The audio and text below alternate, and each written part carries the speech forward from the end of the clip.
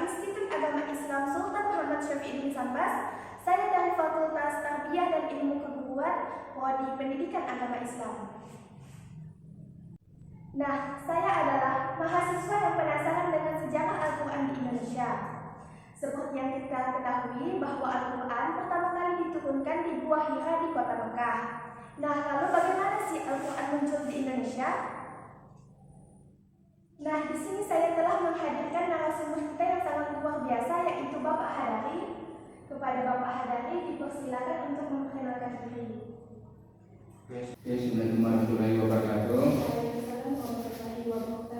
Nama saya Hadari, saya dosen Fakultasnya Ilmu Al-Quran dan Tafsir di Fakultas Dakwah dan Humaniora di Institut Agama Islam Sultan Muhammad Syafi'i bin Sambas. Ya, jurusan saya adalah memang di bagian bidang keahliannya adalah di bidang tafsir Al-Quran. Baik, terima kasih Pak. Nah, untuk mengefisienkan waktu dan mungkin teman-teman sudah penasaran dengan sejarah Al-Quran di Indonesia, langsung saja akan kita bahas di dalam podcast ini yang terbagi menjadi 5 pertanyaan. Langsung saja ke pertanyaan yang pertama, Pak. Mungkin Bapak bisa menjelaskan bagaimana sejarah Al-Quran di Indonesia dan tahun berapa awal mula turunnya Al-Quran di Indonesia? Terima kasih. Bapak sedikit larat pertanyaannya, bukan turun di Indonesia, berarti adalah penyebarannya Al-Quran dari daerah Mekah dan Madinah ke Indonesia. Kalau turun itu berarti di bawah, turun dari atas ke bawah. Baik, yang pertama kalau kita lihat dulu Al-Quran semenjak masuknya agama Islam di Indonesia itu pada abad, ada yang mengatakan abad ke-7 Masehi dan juga ada yang mengatakan abad ke-13 Masehi. Semenjak itulah Al-Quran itu masuk ke Indonesia. Tapi yang versi mushafnya itu yang pertama itu ada terjadi pada abad ke-17 Masehi. Nah, abad ke-17 Masehi berarti dia sekitar tahun 1600-an Masehi. Yang pertama yang menjadi rujukan orang pada waktu itu dalam mushaf Al-Quran itu adalah pertama adalah mushaf Al-Quran dari Bombay, India.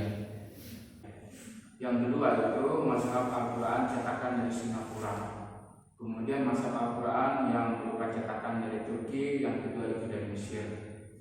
Nah, yang paling banyak beredar di Indonesia itu Al-Quran yang beredar di Indonesia itu yang paling banyak itu adalah cetakan dari Bombay, India dan dari Singapura, itu cetakan dari Singapura. Nah, itu pertama awal Al-Quran itu tercetak. Tapi yang sebelumnya Al-Quran itu tercetak secara itu adalah Al-Quran yang dicetak dengan menggunakan batu. Yang sekarang itu ada arsipnya itu ada di daerah Palembang. Kita tahu Palembang itu awal-awalnya penyebaran agama Islam itu dari Aceh Samudra Pasai ke daerah Palembang. Awalnya Al-Quran itu mushafnya itu ditulis dengan tulisan tangan, yang mana kertasnya itu berasal dari luar negeri. Bapak lupa nama percetakannya itu ditulis. Ada juga yang di sisi lain Al-Quran itu ditulis di atas daun lontar, misalnya di daerah Sulawesi Selatan. Itu daun lontar itu jenis pelepah kayu. Nah, itu seperti itu. Nanti dia silakan pertanyaan saya. Baik, terima kasih Pak. Nah, pertanyaan yang kedua, nah bagaimana tanggapan orang Indonesia dengan awal mulanya Al-Quran sampai di Indonesia? Apakah ada pro dan kontra dari masyarakat Indonesia, Pak? Pertama itu Al-Quran pertama sekali itu kita lanjut dari penjelasan tadi bahwa yang menjadi mushaf Al-Quran yang menjadi standar sekarang di Indonesia sampai sekarang itu adalah mushaf Bombay, India. Itu dari mushaf India. Orang-orang zaman dahulu pada abad ke-17 Masehi itu kalau yang membawa Al-Quran dari Turki itu adalah orang-orang yang pergi haji di sana. Misalnya membawa mushaf dari cetakan Turki, membawa mushaf dari cetakan Mesir misalnya. Karena di sana itu pada waktu itu sudah ada banyak tentang masalah percetakan. Pertama begini, Al-Quran sebenarnya itu yang pertama sekali diterjemahkan dan ditafsir oleh orang Indonesia, ulama Indonesia itu adalah Abdul Rauf As-Singkili, itu berasal dari Aceh. Itu pertama sekali Al-Quran itu ditafsirkan dan diterjemahkan. Itu pada abad ke-17 Masehi, yang mana tulisannya pada waktu itu adalah menggunakan bahasa Arab Melayu atau istilah kita itu bahasa Jawi. Nah, dengan Al-Quran diterjemahkan ditafsirkan pada waktu itu, itulah disebarkan di daerah beberapa termasuk negara sekarang. Pertama itu daerah Patani, kemudian daerah Malaysia, kemudian daerah Brunei, kemudian sebagian dari daerah Filipina. Al-Quran itu sangat maju. Itu pada waktu itu masih berupa tulis tangan, dan sekarang masih ada arsipnya itu di daerah Aceh, di daerah Singkil.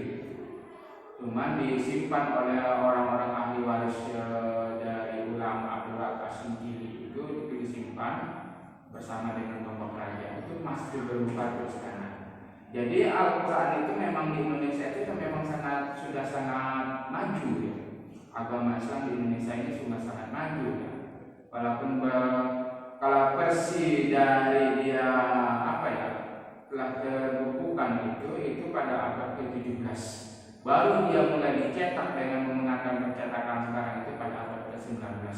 Itu tulisan dari Abdul Qasim Gili ulama yang sangat masyhur pada waktu itu di daerah Aceh. Nah, berkaitan dengan pro dan kontra tentang masalah Al-Quran, pada zaman itu memang tidak ada. Karena Indonesia pada waktu itu semenjak ada ulama Abdul Qasim Gili itu ada menganut ada tiga model ajaran. Yang pertama itu adalah kalau kalam dia itu berasal dari kalamnya Asy'ariyah, yaitu Ahlussunnah wal Jamaah. Fikih dia itu berasal dari fikih Imam Syafi'i. Kemudian tasawuf, yang mana Abdul Qasim Gili selain dia menulis kitab Tarjumatul Mustafid, yaitu kalau tidak salah nama kitab tafsirnya yang ditulis yang pertama sekali oleh orang Indonesia itu. Yang kedua itu menulis buku tentang tasawuf, yaitu ada tasawuf Daqaiqul Huruf, yang mana menjelaskan tentang bagaimana huruf-huruf Al-Quran itu digunakan. Nah, sampai sekarang itu huruf Al-Quran masih digunakan oleh orang-orang kita, khususnya orang-orang Melayu dan orang-orang Jawa dan orang-orang Nusantara lah. Bagaimana huruf Al-Quran itu dijadikan jimat, dijadikan wakaf dan sebagainya. Nah, selain pada itu pro dan kontranya itu ada beberapa pendapat para ulama yang berkaitan dengan teologi ataupun ilmu kalamnya. Masa sekarang itu yang tidak membolehkan jimat itu kan ada beberapa teologi seperti itu, misalnya aliran-aliran Salafi, Wahabi, yang dulu itu tidak ada kontradiksinya. Baru ada kontradiksi itu terjadi pada abad sekitar 19 Masehi. Itu masalah pro dan kontra Islam. Toh walau karena dulu itu orang-orang baru masuk Islam, baru melihat dari Islam. Kenapa Islam itu berkembang? Kenapa Al-Quran itu bisa berkembang sampai ke penjuru seantero dunia? Seantero Indonesia, seantero Nusantara. Salah satunya itu kita ini penganut Islam yang ada di Indonesia ini, penganut Quran yang ada di Indonesia ini, pengikut Quran itu berasal dari daerah Keraton. Nah, keraton yang pertama itu membumikan dan membudayakan Islam. Makanya awal mulanya itu ulama-ulama itu selalu berinteraksi dengan orang-orang keraton. Abdul Qasim Gili itu diangkat oleh Sultan di Aceh pada waktu itu yang pada sultannya perempuan. Makanya dia dikenal dengan Sultanah. Namanya bapak nggak ingat lupa. Nah itu dia diangkat menjadi seorang pemberi fatwa ataupun atau maharaja imam atau imam yang ada di situ. Makanya pada waktu itu ulama-ulama di situ diberi fasilitas. Dia beri fasilitas berupa dikasih fasilitas kehidupan dia, misalnya makan, minum, dan dia tugasnya itu mempunyai waktu untuk menulis. Sama juga dengan daerah Samus itu tentang menulis tafsir. Ada yang kita lihat itu yang ditulis oleh Muhammad Basuni Imran, itu ada tafsirnya. Ada yang Bapak ketemu bukunya sekarang itu yang masih menggunakan Arab Melayu itu adalah Isosotol Nusantara. Salah satunya itu kita ini penganut Islam yang ada di Indonesia ini, penganut Quran yang ada di Indonesia ini, pengikut Quran itu berasal dari daerah Keraton. Nah, Keraton lah yang pertama itu membumikan dan membudayakan Islam. Makanya awal mulanya itu ulama-ulama itu selalu berinteraksi dengan orang-orang Keraton. Abdullah As-Singkili itu diangkat oleh Sultan di Aceh pada waktu itu yang pada sultannya perempuan. Sultannya perempuan, makanya dia dikenal dengan Sultanah. Namanya bapak nggak ingat, lupa ya. Nah itu dia diangkat menjadi seorang pemberi fatwa ataupun atau maharaja bagi maharaja imam atau imam yang ada di situ. Makanya pada waktu itu ulama-ulama itu diberi fasilitas. Diberi fasilitas berupa dikasih fasilitas kehidupan dia, misalnya makan, minum, dan dia tugasnya itu mempunyai waktu untuk menulis. Sama juga dengan daerah Samos itu tentang menulis tafsir. Ada yang kita lihat itu yang ditulis oleh Muhammad Basumi Imran, itu ada tafsirnya. Ada yang Bapak ketemu bukunya sekarang itu yang masih menggunakan Arab Melayu itu adalah Qissatul Isra wal Mi'raj. Itu karya Raja Imam. Itu menggunakan Arab Jawi atau Arab Melayu. Nah, artinya bahwa Islam itu sebenarnya awalnya muncul itu direstui oleh keraton atau kerajaan. Nah, makanya dia itu kalau sudah direstui oleh keraton, kita itu mengikut dengan orang-orang istana. Mengikut dengan orang istana. Kalau dia diajarkan dengan masyarakat umum tidak mungkin bisa. Karena kalau itu tidak direstui oleh keraton, ya boleh jadi itu akan terjadi pertentangan dan konflik antara istana, keraton sama masyarakat umum. Selanjutnya pertanyaan selanjutnya, Pak. Nah, apakah Al-Quran menjadi salah satu faktor Indonesia menjadi negara penganut Islam terbesar di Asia Tenggara? Sebenarnya yang menjadi faktor yang sangat dominan yang menjadi Islam di Asia Tenggara khususnya di daerah Nusantara yaitu Indonesia misalnya. Ya dulu itu kalau kita lihat dari prospek sejarah, Nusantara itu sebenarnya masuk di wilayah Kesultanan Sulu daerah Filipina, daerah Patani, ya karena itu adalah kekuasaan Majapahit, termasuk dari daerah Selat Melaka. Itu kerajaan Majapahit atau daerah Nusantara zaman itu sangat besar sekali, sehingga datang penjajah dari penjajah Belanda itu membagi dan mengkotak-kotakkan ke wilayah kita. Nah, begitu setelah Abdullah As-Singkili itu menerjemahkan atau menerjemahkan sekaligus menafsirkan Al-Quran pada zaman itu dengan menggunakan bahasa Arab Melayu, itu sangat ampuh sekali dalam penyebaran agama Islam. Nah, itu disebarkan kemana-mana itu. Daerah termasuk daerah Thailand, daerah mana itu menggunakan rujukan dari kitab itu. Karena dia kitab yang pertama yang menerjemahkan dan menafsirkan ayat Al-Quran. Apalagi pada zaman abad ke-7 Masehi, Nusantara itu masih menggunakan tulisan Arab, bahasa Melayu tapi istilah Arab. Nah, baru dirubah nanti dengan menggunakan bahasa Latin. Nah, di situ mereka itu tidak asing. Bagi kaum orang yang belajar Islam pada zaman itu, semuanya bisa menulis Arab dengan menggunakan bahasa Arab. Nah, daerah itu, makanya tadi saya katakan tersebarnya Islam melalui 3 hal itu ya. Teologinya itu ada teologi kalamnya itu Asy'ariyah, Ahli Sunnah wal Jamaah, karena itu yang cocok dengan iklim Indonesia atau Nusantara. Yang kedua itu fikihnya itu fikih Imam Syafi'i, karena cocok sekali untuk iklim dari Nusantara. Kayak mana kalau dia berwudu itu 3 kali, airnya banyak dan sebagainya. Kemudian karena kita awalnya itu adalah kerajaan Hindu dan Buddha, itu sangat cocok kepada kehidupan tasawuf. Yang mana tasawuf yang digunakan oleh orang Nusantara, khususnya itu pada ulama-ulama Nusantara itu adalah tasawufnya Al-Ghazali. Itu tasawuf dari awal. Nah, tersebarnya Islam dari awalnya itu sangat berpengaruh ya, karena itu satu-satunya Al-Quran yang diterjemahkan dan ditafsirkan itu menggunakan bahasa Arab Melayu. Dan bahasa Arab Melayu itulah yang bahasa Arab atau tulisan Arab yang mudah dipahami oleh orang-orang Melayu dan daerah Nusantara. Karena kita tahu Nusantara pada waktu itu masih menggunakan bahasa Melayu sebagai bahasa perdagangan. Dan mereka hampir semua masyarakat di situlah bisa menggunakan bahasa Melayu. Nah, tersebarnya Al-Quran yang berbentuk seperti itu, mereka jadi tahu, oh ini ajaran Islam, oh ini ajaran kebaikan, oh ini ajaran ini.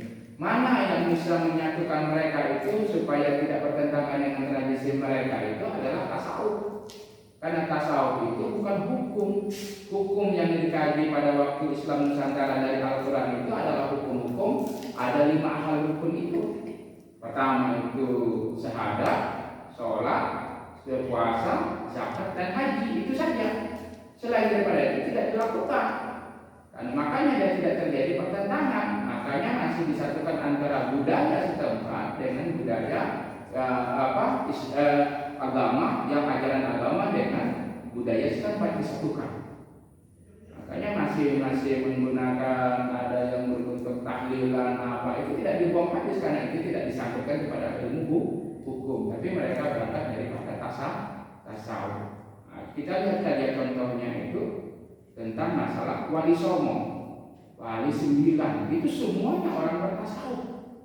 Jadi kalau kita lihat dari konteks ulama-ulama menyebarkan agama Islam itu dengan menggunakan metode tasawuf. Nah, memasuki pertanyaan terakhir Pak. Ya. Bagaimana tanggapan Bapak terhadap banyaknya orang Indonesia yang tidak bisa membaca Al-Quran? Padahal kita tahu Indonesia menjadi negara terbesar penduduknya yang menganut agama Islam. Konteks Al-Quran bersama itu sangat luas sekali. Kalau kita menjelaskan itu tidak cukup waktu kita ini sebenarnya. Ya, memang ya kita ini sekarang pada semenjak tahun 1950-an itu sudah diganti dari menggunakan bahasa tulisan Arab Jawi menggunakan bahasa Latin. Nah, dari menggunakan bahasa Latin itulah mereka itu sudah terbiasa dengan huruf-huruf Latin, tidak terbiasa dengan huruf-huruf Arab. Dulu itu orang masih menggunakan tulisan Arab Jawi atau Arab Melayu. Nah, itu tidak perlu kita mengaji, tidak perlu belajar mengaji. Masuk ke sekolah saya itu sudah berlatih menulis Arab dan sudah membacakan huruf-huruf Arab. Nah, sekarang kita ini terjadi perkembangan yang sangat masuknya kolonial, sistem sekolah kolonial itu khususnya Belanda itu masuk ke daerah Nusantara itu ibaratnya budaya-budaya menulis Arab Jawi atau menulis Arab Melayu itu menjadi pupus, menjadi hilang sedikit demi sedikit, sehingga mereka itu sudah tidak terbiasa lagi mengaji dan membaca huruf. Sebenarnya mengaji menurut bahasa Melayu kita itu adalah membaca huruf Arab. Membaca huruf Arab karena Al-Quran itu menggunakan huruf Arab dan membacanya dengan membaca logat Arab. Nah, bagaimana tanggapan saya mengenai orang yang banyak tidak bisa belajar mengaji, tidak bisa mengaji, tidak bisa untuk menjalankan syariat Islam. Bayangkan saja untuk mengkaji Al-Quran tidak hanya bisa mengaji, tidak hanya bisa membaca Al-Qurannya saja, tapi harus mengerti juga bahasa Arab untuk mencari tafsirnya. Nah, ada suatu kontradiksi, ada suatu cerita ini. Ada orang karena sangat banyak sekali tafsir, sangat banyak lagi kaidah-kaidah tafsir dalam melihat dari berbagai macam itu. Ada orang tidak mau untuk mengkaji tafsir, tidak mau belajar bahasa Arab. Lalu mereka menggunakan terjemah Al-Quran. Nah, kita lihat itu atau hubungan dengan kontemporer sekarang ini. Jadi mereka itu ingin mengetahui ajaran-ajaran Islam itu banyak menggunakan terjemah Al-Quran. Itu keliru. Karena apa? Karena setiap periode itu terjemah Al-Quran itu diperbaiki. Makanya paling tidak orang-orang kalau misalnya mau belajar Al-Quran itu paling tidak itu dia belajar Arabnya dulu lah, belajar huruf Arabnya dulu. Al-Quran itu unik sekali kalau kita lihat dari era sekarang itu. Dari sisi manapun dia memberikan penyuluhan kepada kita semua. Dan dia satu-satunya bacaan yang punya aturan cara membacanya. Jadi kalau orang membacanya dengan menggunakan Latin itu sangat fatal sekali salahnya.